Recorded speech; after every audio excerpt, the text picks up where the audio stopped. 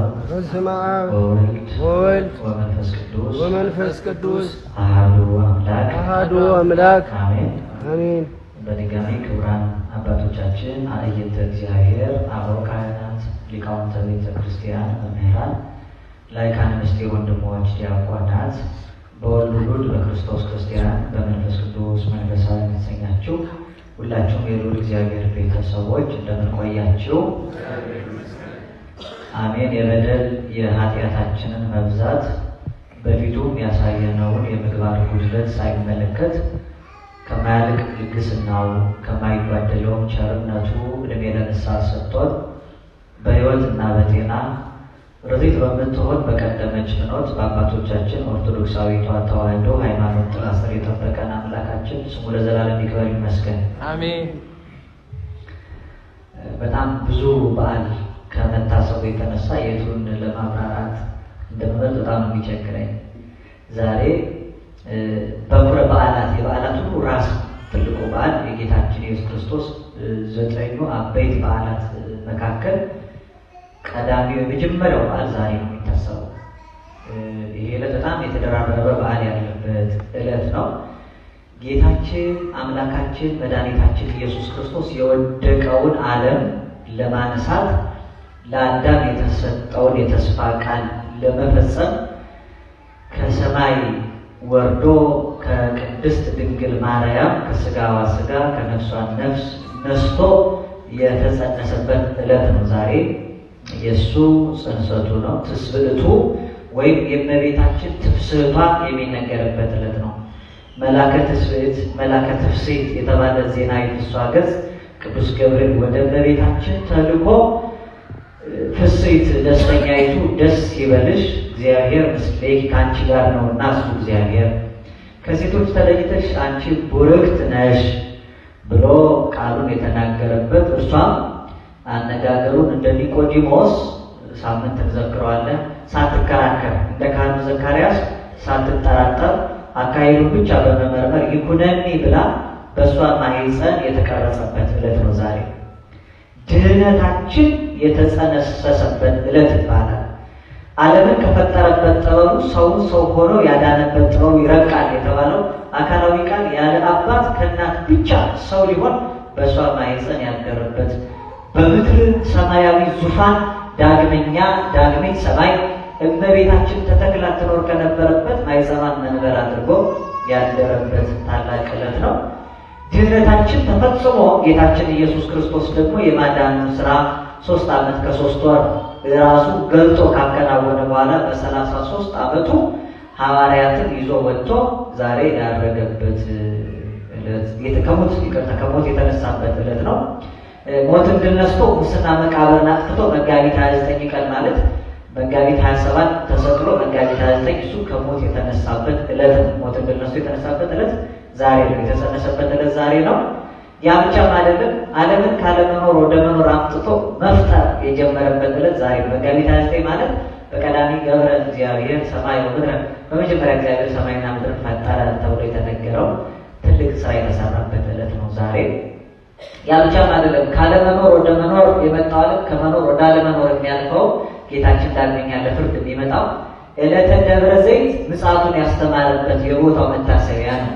መምጣቱ ግን ዜና ቤቱ እንደሆነ ባናውቀውም በወርሃ መጋቢት በዕለተ ደብረ ዘይት ተብሎ በተነገረው መጋቢት 29 ጌታችን ኢየሱስ ክርስቶስ ዳግመኛ ይመጣል።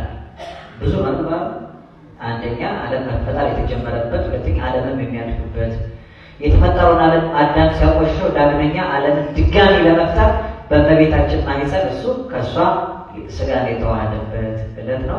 እንደገና ሙስና መቃብርን አጥፍቶ ሞትን ድል ነስቶ የቀረበ ሰይጣንን አባርሮ የራቀውን የሰው ልጅ አቅርቦ የጠብ ግድግዳን አፍርሶ ሞትን ድል ነስቶ ዛሬ በብርሃን ክብር የተነሳበት ዕለት ጥንተ ትንሣኤው ጥንተ ጽንሰቱ ዛሬ ነው የሚከበረው። ለዚህ ነው በቅድም በቅዳሴው ከሌሎቹ ዕለታት አበይት በዓላት የሚቀደሰው የቅዱስ ያሬድን ዜማ እዝል ቅዳሴ ሲቀድሱ አባቶቻችን የሰማነው። ከበዓላቱ ረድኤትና በረከት ያሳትፈን። በከበረው ዕለት እኛ በከበረ ሕይወት ታምነን እንድንኖር የሚሰጠውን ያው ቅዳሴው መሀል የተነበቡ ምንባባት ስላሉ ያን ደግሞ ማብራራት ተገቢ ስለሆነ በዓመት አንዴ የሚመጣው ደግሞ ሌላው በዓል ዛሬ ከስምንቱ የአብይ ጾም ሳምንታት መካከል ዕለቱ ገብርኄር ይባላል። ገብርኄር ነው። ስለሱ ጥቂት ነገር እንማማራለን። የትምህርት መነሻ ርዕስ የምናደርገው በማቴዎስ ወንጌል ምዕራፍ 25 ከተነበበው 21ኛው ቁጥር ላይ የተቀመጠውን ነው። ገብር ምእመን ይላል። እስኪ ገብር ምእመን በሉ። ሁለቱ አንድ ላይ የተቀመጡት የታመኑትን ሰዎች ኦ ገብርኄር ወገብር ምእመን ዘመህዳት ምእመነ ኮንከ ወዘብዙሕ እሰይመከ፣ አንተ ቸር ባሪያ እንደገና ምእመን የሆንክም ባሪያ። ሁለቱም አለ። ብዙ ጊዜ ያው ገብርኄር ብቻ ነው የሚዘከረው። ሁለተኛው የተነገረው ቃል ግን ገብርኄር ብቻ ሳይሆን ወገብር ምእመን የሚላል። ምእመን የሆንክ ባሪያ የሚላለ። በጥቂቱ ስለታመንክ በብዙ ሾምሃለሁ ይላል። በብዙ የሚሾም በጥቂቱ የታመነ ገብር ምእመን ይባላል። እስኪ ገብር ምእመን በሉ። ድገሙት። ሶስተኛ ይችን መነሻ አድርገን በጣም ጥቂት ብዙ ከሰፋው ምስጢር እናያለን።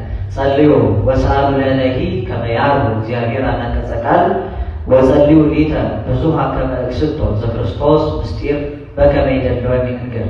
ሰማያዊ የሆነውን የጌታችን የአምላካችን የመድኃኒታችን የኢየሱስ ክርስቶስን ቅዱስ ቃልን እንማማር። የምስጢር ባለቤት አምላካችን እግዚአብሔር በቸርነቱ ለሁላችንም የቃሉን ደጅ የልቦናችንን ጆሮ እንዲከፍትልን ጸልዩ።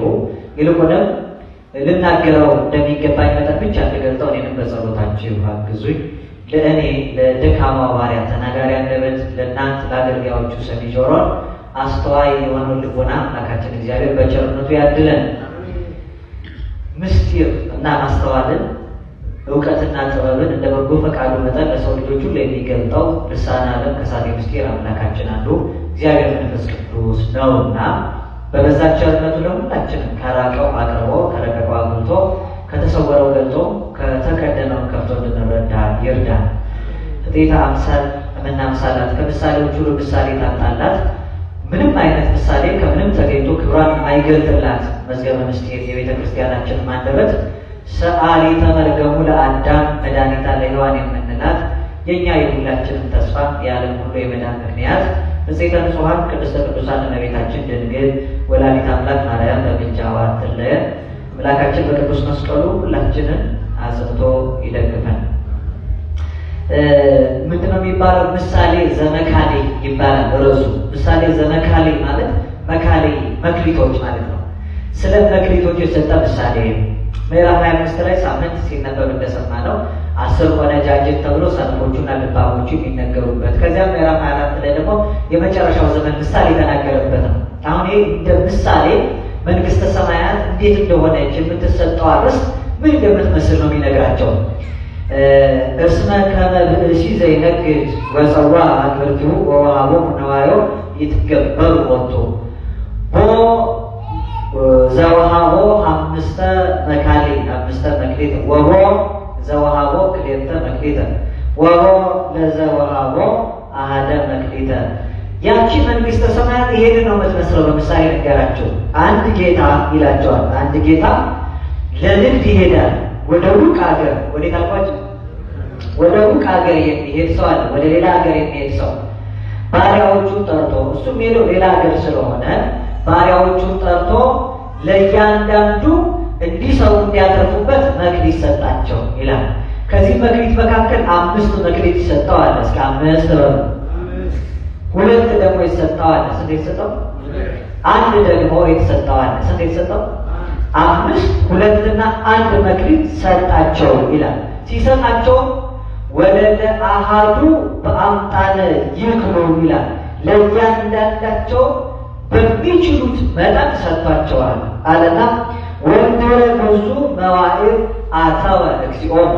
ከሰጣቸው በኋላ እሱ ወደ ሌላ ሀገር ነው የሚሄደው።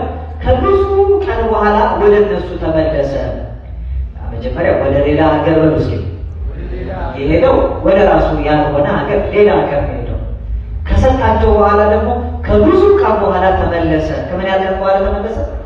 ከብዙ ቀን በኋላ ተመለሰና ጌታቸው እነሱ ይመረምራቸው፣ ይተሳሰባቸው፣ ያመጣሁትን መክሊቴን ከምን አልደረሳችሁት ይላቸው ጀመር። ከብዙ ቀን በኋላ እያንዳንዳቸው በየተራ መጡ። መጀመሪያ 5 የተቀበለው ስትሄድ ወደ ሌላ ሀገር 5 መክሊት ሰጠኸኛል። ከብዙ ቀን በኋላ ስትመጣ 5ቱን ብቻ ለሚያመጣው ወልጄ ወጥቼ ነግቼ አተረፍኩበት፣ ለሌላ ሰጥቼ ለወጥኩበት ከበርኩበትም 5 የሰጠኸኝ ከትርፍ ጋር ባለ 10 አድርጌ አምጥቻለሁ ይሄው ብሎ ሰጠኝ ይላል።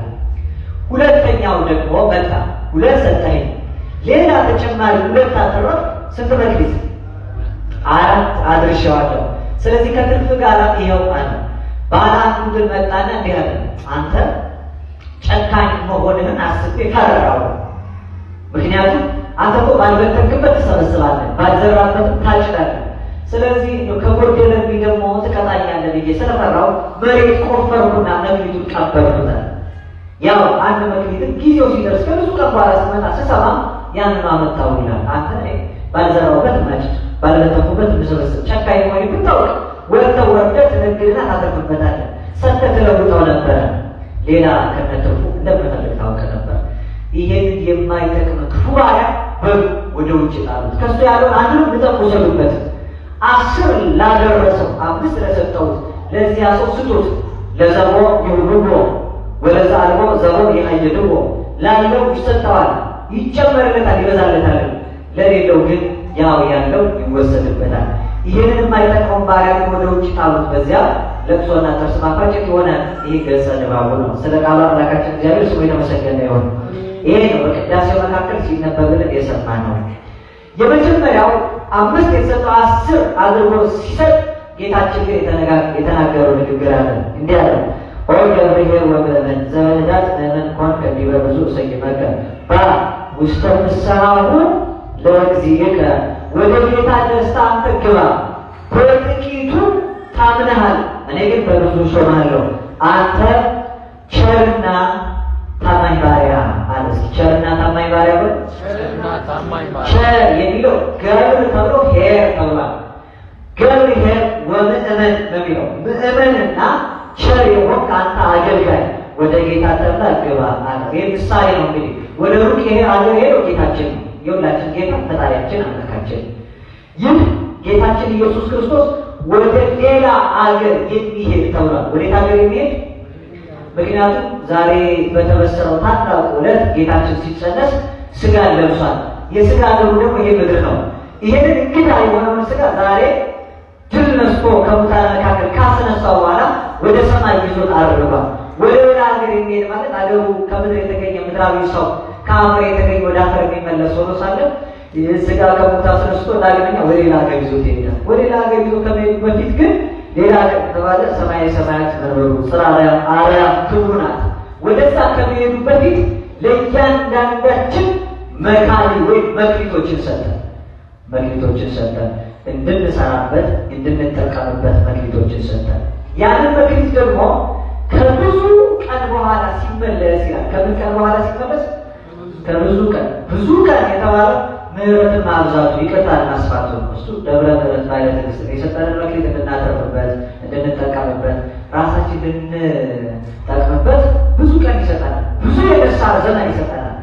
ባለማወቅ የተመላለሳችሁበት ያለፈው ዘመን ይበቃል እያለ ዘመናትን እያሳለፈ ይታገሳል። ከብዙ ቀን በኋላ መጣ ማለት ደብረ ምሕረት ባለ ትዕግስት ሆኖ ተገለጠ። የንስሐን ዘመን ለእኛ ልጆቹ አበዛልን ማለት ነው። እያንዳንዳችን መክሊት ተሰጥቶናል፣ ጸጋ ተሰጥቶናል። እንድናተርፍበት፣ እንድንሰራበት፣ እንድንከብርበት የሰጠናል። ያን መክበሪያችን ሳናውቅ ስንቀር እሱ ብዙ ቀን ቆየ። ምን ያህል ቀን ቆየ አልኳችሁ? ብዙ የንስሐ ዘመን። ከዚያ ምን አለ? አከለክሙ መዋዕል ዘሃለፈ እለ ተቀናይክሙ ለገዛ ሥጋክሙ፣ ለሥጋ ፈቃድ የተገዛችሁበት የአሕዛብን ፈቃድ ያደረጋችሁበት ብዙ ያለፈው ዘመን ይበቃቸዋል እያለ ታገሰ። ከብዙ ቀን በኋላ ሳምንት ደብረ ዘይትን እንዳሰብን እሱም መጥቶ ይተሳሰብ ጀመረ ይላል። መጀመሪያ የገባው ባለ 5 መክሊት ነው። ባለ ስንት መክሊት አልኳችሁ? ባለ 5። በመጽሐፍ ምስጢር ባለ 5 መክሊት የተባለው እንደ ሙሴ ያለው ሙሴ 5ቱ ኦሪት እንዲጽፍ የተሰጠው ማለት ነው። 5ቱ ኦሪት ጽፎ ብቻ አልደበቀውም። 5ቱ ዘፍጥረትን፣ ዘጸአትን፣ ዘኍልቍን፣ ዘሌዋውያን፣ ዘዳግምን ጻፈና በጻፈው መጽሐፍ እሱ ብቻ ሌሎች እንዲጠቀሙ አደረገ። ወጥቶ አተረፈበት። ከዚያ በኋላ ይኸው 5ቱ ብሔራዊ ሰጠኝ፣ ለራሴ ብቻ ተረድቼ አልተውኩትም፣ ጽፌ ሌሎች እንዲጠቀሙበት የመጽሐፍ መጀመሪያ አድርጌ ሰጠኋቸው አለ። በጥቂቱ በአምስቱ መጻሕፍት የታመንክ አንተ የበለጠ ይጨመርልሃል፣ ወደ 10ኛው ማዕረግ ግባ ብሎ ታላቁ ሊቀ ነቢያት ሙሴን አከበረው። ይሄ መጀመሪያው ምስጢር። ሁለተኛው መጣ። ሙሴ ሊቀ ነቢያት ነው። ሊቀ ነቢያት። ሁለተኛው ደግሞ ቅዱስ ጴጥሮስ ነው። አንተ ብሉይና አዲስ ኪዳንን ሁለቱን መክሊት ሰጠኝ፣ ሁለቱን ኪዳናት እኔ የሐዋርያት አለቃ ሆኜ እነሱ ደግሞ ለዓለም ሁሉ አስተማሩት። በሁለቱ መክሊት አተረፍንበታል። በጥቂቱ ታመናል፣ ወደ ጌታ ተድላ ደስታ ግባሃል። ከሐዋርያቱ መካከል አንድ መክሊት የተቀበለው በአዲስ ኪዳን ወንጌል ሐዋርያነት ላይ አብሯቸው የተሾመው ይሁዳ ነው። ይሁዳ አንተ ከሐዋርያት መካከል ደምረ ወንጌል የምስራችን ሰጥተህ ነበረ። እኔ ፈርቼም ደግሞ ያቺን ወንጌል ሳልኖርባት ደብቄ ቀበርባት። ይሄን የማይጠቅም ባሪያ ወደ ውጭ ጣሉት። ያለው የሐዋርያነት ስልጣን ቀሙት። ሹመቱን ሌላ ይውሰዳል፣ ለሌላ ስጡት ብሎ ከሐዋርያት ማህበር ለተደመረው ለማትያስ ሰጥቶበታል። ከይሁዳ ለመደመር በቸርነቱ እግዚአብሔር አምላክ እንዲለየን ቅዱስ ፈቃዱ ይሆንልን። ከቅዱስ ጴጥሮስ ሊቀ ሐዋርያት ከቅዱስ ሙሴ ሊቀ ነቢያት መካከል ድፈታችን ያደርግብን። ይሄ መጀመሪያው ምሳሌ። ሁለተኛው ምሳሌ ግን 5 መክሊት የሰጣቸው ብፁዓን ሊቃነ ጳጳሳት ናቸው። ምክንያቱም 5 ማንም የማይፈጽሙ የተለየ ስራ ይፈጽማሉ። አንደኛ ጳጳሳት ያቆርባሉ። ምን ይላሉ? ያቆርባሉ። ሁለተኛ ጳጳሳቱ ያጠምቃሉ፣ ልጅነት ይሰጣል። ይሄ በጳጳሳት ደረጃ የሚፈጸም ነው። ሶስተኛ ዲያቆን ይሾማሉ። አራተኛ ካህን ይሾማሉ። አምስተኛ ጳጳስ ራሱ ቢሾም በጳጳስ ነው። ባለ 5 መክሊት አድርጎ ሾማቸው። ይሄን መክሊት ያቀረቡበታል፣ ያላቀረቡበትም ማለት ይሰማችሁ። እንዲያው በቀደመው ዘመን ምን ይባላል? አባቶቻችን በየስፍራው ሄደው ዲያቆናትን፣ ካህናትን፣ ቀሳውስትን ለመሾም ይቸገሩ ነበረ። እንደዛሬው እንግዲህ የተሳለጠ ትራንስፖርት ያልነበረበት ሀገር ስለሆነ በእግራቸው ይሄዳሉ። በዚያ ሲሄዱ ያን እየጠበቁ ለዚያ ክብር ሳይደርሱ አረፈ ዘመን የሚገታቸው በብዙ ርቀት እየመጡ በምድረ በዳ ረሃብ የሚፈጃቸው ዲያቆናት፣ ቀሳውስት በየራሳቸው ታሪክ ነበሩ። ያኔ ጉንጫቸው እስኪጨነቅና እስኪያመው ድረስ ስልቻ ይለቱ ነበር አባቶቻችን። የኢትዮጵያ ታሪክ በኢትዮጵያ የሚለውን ብዙ አባታችን አቡነ ጎርጎርዮስ ሲያስቀምጡ ብፁዓን ጳጳሳቱ ይህን ተልኳቸውን ለመፈጸም ሲመጡ መከራ እንዳይደርስባቸው፣ ሲወጡ ደግሞ ከዚያ ክብር እንዳይርቁና እንዳያርቁ ብለው በጣም አባቶቻችን ስልቻ ይለፋል። አየር ይሞላል ይባላል። ወይም እኛም ፊኛ እንደምንፈው ማለት ያደርጉና መንፈስ ቅዱስን በልማት ጳጳሱ ሄዶ መስጠት ባይቻልም ይህን ተልእኮ ለመፈጸም ሲሉ ካህናቱ ያደርሱና የጳጳሱ ልማት ጸጋ ልጅነትን የሚያሳድረው ሀብትን የሚያሰጠው በዚያ ያደርሱ ነበር። ደግሞ በጣም ክፉ ካህናትም ነበሩ፣ ክፉ ጳጳሳትም ማለት ነው። እንዲያ ምን ይባላል? በጥንቱ ዘመን እጨጌ ታውቃላችሁ? እጨጌ ማለት ጳጳሱ ከግብፅ መጥቶ አለኛ ነው የሚናገረው። አማርኛ እየተናገረ ሌላውን ሕዝብ ከጳጳሱ ጋር የሚያገናኝ አባቶቻችን ካህናት ክህነት ለመቀበል ወደ ጳጳሱ ከሩቅ ሀገር ይመጣሉ። ያን እጨጌ ነው የሚያገናኛቸው። እጨጌ ሲያገናኛቸው ይላል ክህነት መቀበል ፈልገን ነው ለካህን 2 አቦሌ ጨው ግዴታ ማቅረብ አለባቸው ይላቸዋል። እጨጌ በመሀል ነው ማለት አንድ ካህን የተማረ ነው ለአንተ 2 አቦሌ ሰጥቼ በጉቦ ክህነትን ከመቀበል ክህነት ይቅርብኛል። በፍጹም እኔ አስረዳቸዋለሁ፣ አንተን አልፈልግም በማለት እሳቸው ይሰጡኛል። ምን በለው ይሰማል። ምን ተፈለክ በምን ያውቁና ግን ለምን ያስረዳቸዋል ይላል። ከዛ አዛች ቤተ ክህነት በነበሩ ስለሆነ በጣም ይጮሃል። ሲጮህ ጳጳሱ ይመጡና ምን ፈልገህ ነው ይሉታል። ክህነት ፈልጌ ይላል። የጨጌ በዛው ምንድን ነው የሚፈልገው ይላል። እኔ እንጃለ በጣም አስቸጋሪ ውጣ ብሎ አልሰማለኝ ይላል። በማን ይገባና ያ ካህን ጣቱን እያሳየ እሱ 2 አቦሌ ጨው አምጣልኝ፣ 2 አቦሌ ጨው ይላቸዋል። አሁን መልስ ማለት የሚጠይቁት እጨጌው ምንድን ነው የሚለው? 2 ሚስት አለኝ ቅስና ፈልጋለሁ ይላል። የሰማችሁ ነው? ዘመን እያሉ ያበሩት ነበር። ተመልከቱ፣ 5ቱን መክሊት በአገባቡ ለመጠቀም ሲሉ በመካከል ደግሞ እንዲህ የሚያደርጉ ነበር። ባለ 2 መክሊት ካህናት ናቸው። ካህናት አባቶቻችን ምን ያደርጋሉ? 2 ስራ ይሰራሉ። ካህኑ 5 ሲሰራ እነሱ ማጥመቅና ማቅረብ ተልኳቸው። ይሄንን ወጥተው አባቶቻችን እንደሚያጠፉበት ሌሎቹ እንደሚኖሩበት ባለ 1 መክሊት ደግሞ አለ። ዲያቆኑ ባለ 1 መክሊት ይባላል። ለተልእኮ የሚባል ማለት ነው። ላይ ከካህን የሚሆን ያልታመነ የቀበረ የተባለ ዲያቆን ብቻ አይደለም። ባለ 5ቱ የሚቀበርበት ዘመን፣ ባለ 2ቱ የሚቀበርበት ዘመን ሁሉ ድርሻውን የማይወጣበት ነው። የለም አጠቃላይ ለእኛ ደግሞ ለምዕመናን ሲነገር 5 መክሊት የተባለ አንደኛ ጥምቀት ልጅነት፣ ሁለተኛ በጥምቀት ልጅነት ያገኘውን ክብር ማጽናት እንድንችል ተአምኖ ኃጣውእ ይባላል። ተአምኖ ኃጣውእ ተአምኖ ኃጣው ማለት ኃጢአትን ማመን ማለት ነው። ሶስተኛ የለም በሰው ዓለም እንዲሆኑ ከመኖርስ ብለው አገር ጥለው ቁርበት ተቀረው ከላንተልጥለው ዋሻ የሚገቡ አባቶች አሉ። ይሄ ደግሞ ማለት በምንኩስና የሚኖሩ ከምንኩስና በተባይቶ ደግሞ የሚኖሩ አራተኛ ከተባይቶ በሰማዕትነት የሚያርፍ ይሄ ለምዕመናን የሰጠ ሕይወት ነው። እኛ ብንፈልግ ልጅነት አለን፣ አንደኛው መክሊታችን ነው። ሁለተኛ ኃጢአትን ማመን ሁለተኛው መክሊታችን ነው። ሶስተኛ ደግሞ ከዚህ ከሰብአ ዓለም ተለይተን ብንሄድ ለምዕመናን የተፈቀደ ነው፣ መመንኮስ ይቻላል። ሶስተኛ ከመመንኮስ አልፎ ደግሞ ከማኅበረ መነኮሳት ተነጥሎ በአት መዝጋት ባህታዊ መሆን ይቻላል። በዚህ ብቻ ምን ለራሴ ነው ሌላውን ተረፉ እያሉ ሄዶ ደግሞ እየመሰከሩ ሰማዕት መሆን ይቻላል። በዚህ ሁሉ እንግዲህ አምስቱ የተሰጣቸው ይሄን ሁሉ እየፈጸሙ የሚኖሩ የከበሩ ምዕመናን ናቸው። ሁለት የተሰጣቸው ደግሞ ጥምቀት ተቀብለው ኃጢአትን እያመኑ የሚከብሩ ናቸው። ባለሁለቱ ባለአምስቱ ተመስግነዋል። አንድ የሚባለውን እየተጠበቀ ኃጢአቱን ቀብሮ የሚኖር ማለት ነው። ምኑ ቀብሮ የሚኖር? እግዚአብሔር አምላክ ኃጢአታችንን በዲናችን ዘክረን በአንደበታችን ክፉ ስራና መተላለፋችን ላበነፍሳችን ነግረን መክሊቱን ካልቀበሉት መካከል በጥቂት የታመኑ በብዙ ከሚሾሙት እንዲደምረን ቅዱስ ፈቃድ ይሆንልን። እንዲህ የከበሩት ምን ይላቸዋል? ኦ ገብርኄር ወገብር ምእመን፣ ታማኝና ቸር ባሪያ በጥቂቱ ስለታመንክ በብዙ ሾምሃለሁ ይላል። ገብረ ምእመን የሚለውን እናብራራና እንቋጫለን። ገብረ ምእመን በሉ እስኪ።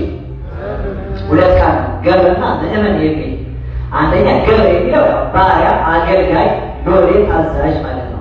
ሁለተኛ ምእመን የሚል ቃል አለ። እስኪ ምእመን በሉ እስኪ የገቡት ምእመን አለ። እሺ ምእመን ማለት ምን ማለት ነው? ምእመን እንደው ምን ማለት ነው? ምን ማለት ነው? አማኝ። በጣም ይለቃቸው። ብዙ ጊዜ እንደዛ ነው የሚያምኑትን ነው ምእመን እያመነጠረው። ምእመን የሚባል የሚያምን አይደለም። ልባል የሚያምን ምእመን አይባልም። የሚያምንና የሚያምን ነው የሚባለው። አማኝ ወይም አማኝ ነው የሚባለው።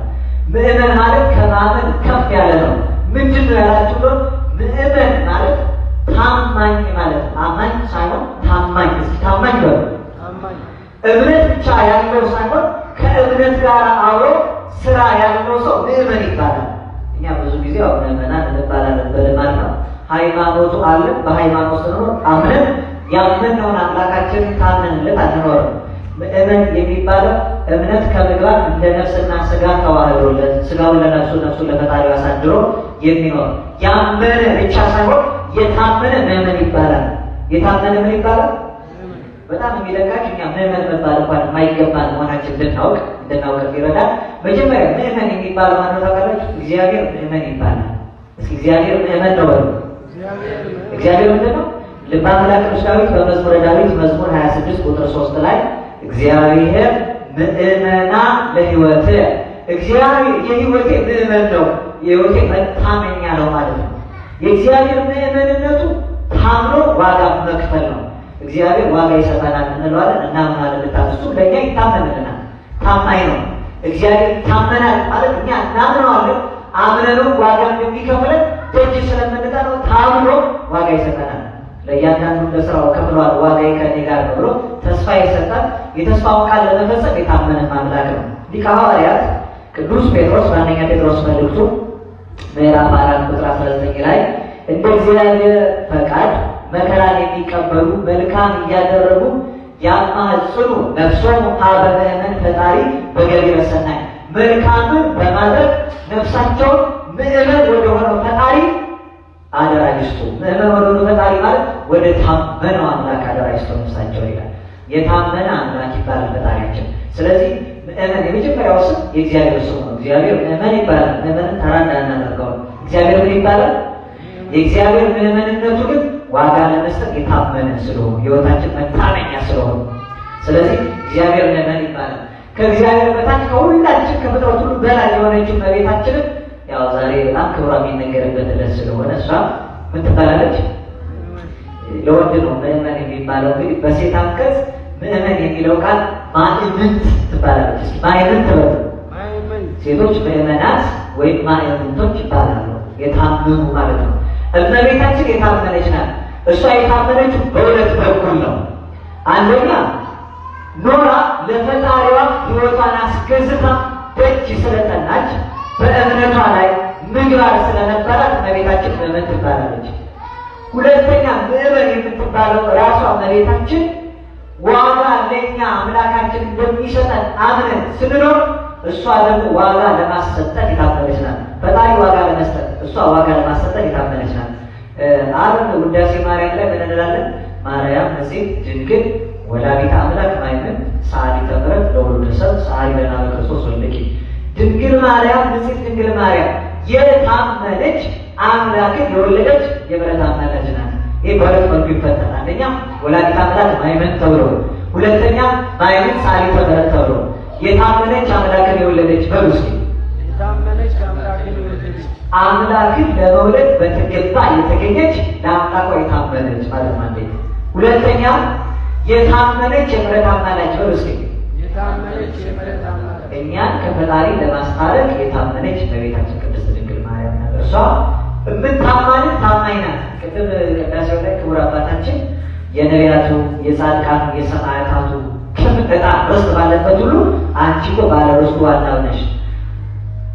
ወርስት አንቲ ባለ ሁሉ መካን፣ ባለ ሁሉ መካን ርስት አንቲ፣ በስፍራው ሁሉ አንቺ ርስት ነሽ።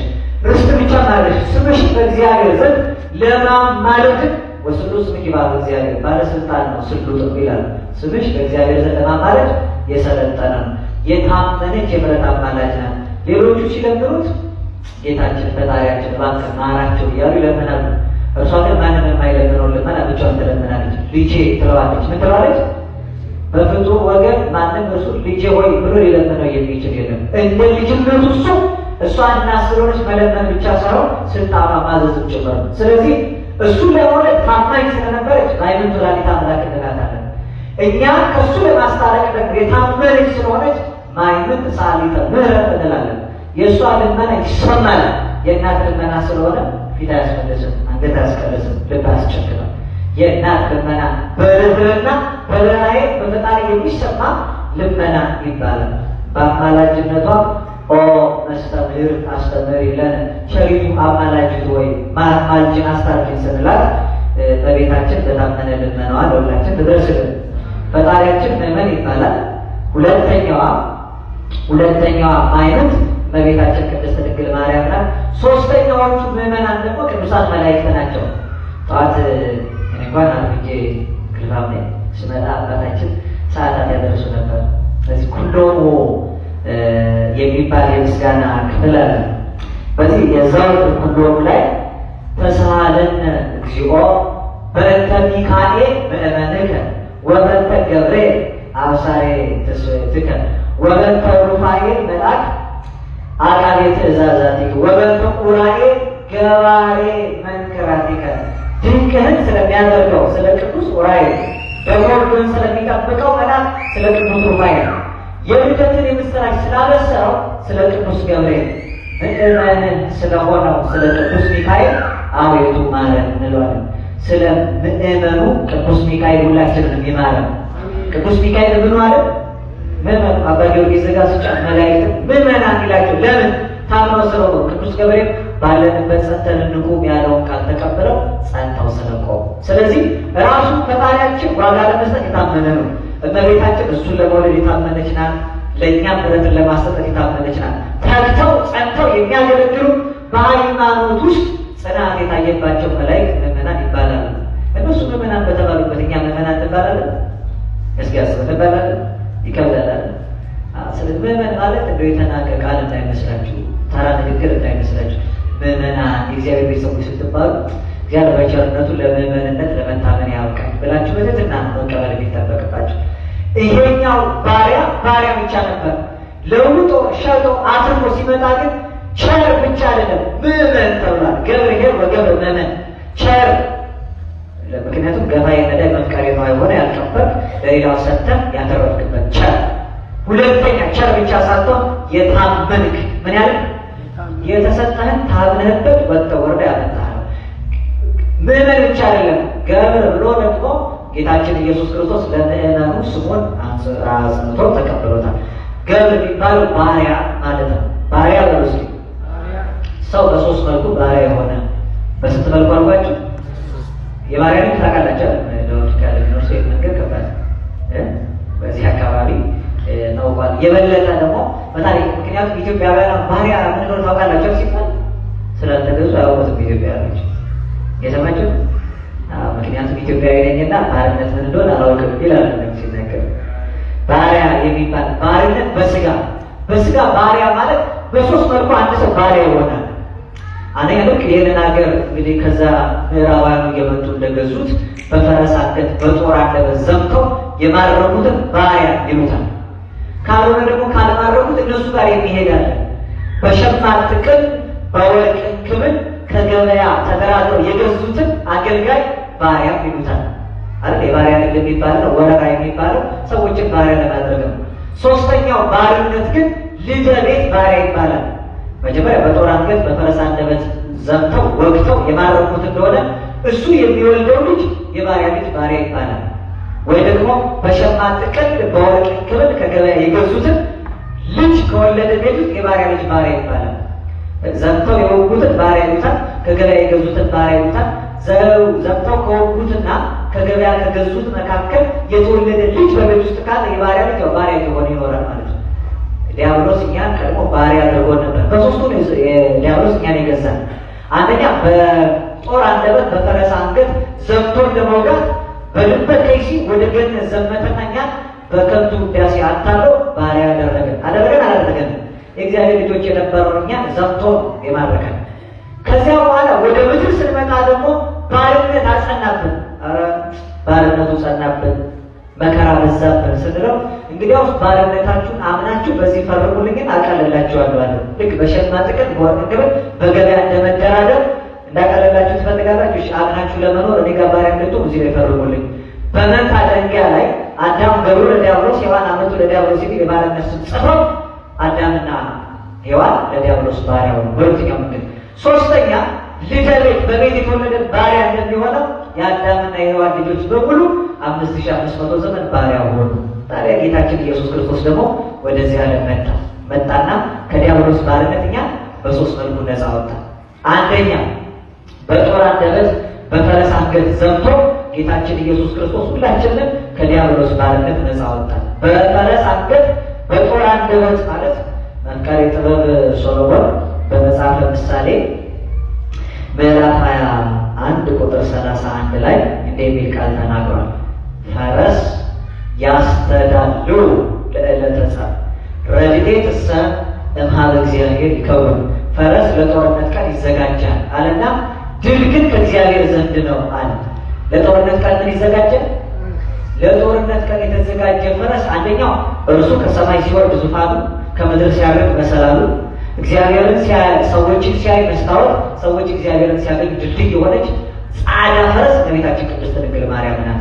በእሱ ነው የዘመተው ጌታችን እኛን ነፃ ለማውጣት ደግሞ በፈረስ አንደበት በጦር አንደበት እሱን ለሚፈሩ ሰዎች ምልክት እንዲሆን ከጠላት ቀስት እንዲያመጡበት የሰጣቸው ጦር መመልከቻቸው ቅዱስ መስቀል ነው። ቅዱስ መስቀልና እመቤታችን እኛ ሁለተኛ ለሥላሴ ባሪያ የሆንበት የዲያብሎስን ባርነት ያራቅንበት ነው። ባሪያዎች የምንባል ወይ ስለተገዛን። ሁለተኛ በሸማ ጥቅል በወርቅ እንክብል ከገበያ ባሪያ እንደሚገዛው እኛም የእርሱ ባሪያዎች እንድንሆን ደግሞ የተገዛ ነው። በወርቀ ደግሞ ፈሳሽነት በቀራንዮ አደባባይ በቆረሰው ሥጋ በፈሰሰው ደሙ ነው። ሶስተኛ ልደ ቤት ባሪያ እንደሚባለው ሁሉ የክርስቲያን ልጅ ክርስቲያን ነው። እስኪ የክርስቲያን ልጅ ነው ክርስቲያን ነው። ስለዚህ የወለዳችሁ ልጆች በሙሉ ክርስቲያኖች እንዲሆኑ በ40 በ80 ቀን እያመጣ ክርስቲያን ይሰጣል። በሶስት መልኩ እኛን ባሪያዎቹ አደረገን። ባሪያዎቹ ነን ስንል በልጅነት ወደን የምንገዛለት ፈጣሪያችን ነው። የሉቃስ ወንጌል ምዕራፍ 17 ቁጥር 10 ላይ ከማውኬ አንትሙኒ ገቢረክሙ ኩሎ ዘዘዝኩክሙ በሉ አገር ብፅዋን ነህነ ወዘይደለወነ ለገቢር ገበርነ።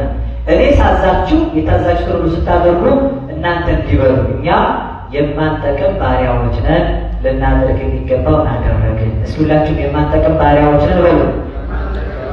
የማንጠቅምን ልናደርግ የሚገባው እናደረግን። አምስቱንም መክሊታችንን ሁለቱንም መክሊታችንን ተጠቅመንበት ጌታችን መጥቶ ሲጠይቀን ማንጠቅም ባሪያዎች ነን፣ ልናደርግ የሚገባው አደረግን ብለን ልንታመንለት ይገባል። አገልጋዮቹ መላእክቱ፣ አገልጋዩ ንጽሕትና ድንግል ማርያም ካለችበት በተድላ ደስታ ከሚኖሩበት መንግስት እግዚአብሔር በምሕረቱ ሁላችንም ይደምረን። በጥቂቱ የታመናችሁ ወደ ጌታችሁ ተድላ ደስታ ግቡ የሚለው ደስታ የሆነ ቃሉን እንድንሰማ በቸርነት በምሕረቱ ይርዳን። ታማኙ ባሪያ በተሾመበት እኛም ለመታመን በምሕረቱ ያብቃን። ጨካኝ የማይጠቅም ባሪያ ተብሎ ወደ ጥልቁ እንደተጣለን መድኃኔዓለም በምሕረት በቸርነቱ ከዚያ ሁላችንንም ይለየን፣ ለይቶ ከከበሩት መካከል ይደመረን። በይዘቱ አንተሙላ በመንፈስ አንተውን ያላገባብ የጨመርኩትን ስቼ የሚያጎደልኩትን አባቶቼ መምህራን ሊቃውንት መንፈሳዊ እግዚአብሔር ቤተሰቦች አርሞኝ ገብረ ምእመን ታማኝ የሆነ ባሪያ ወስብሐት ለእግዚአብሔር።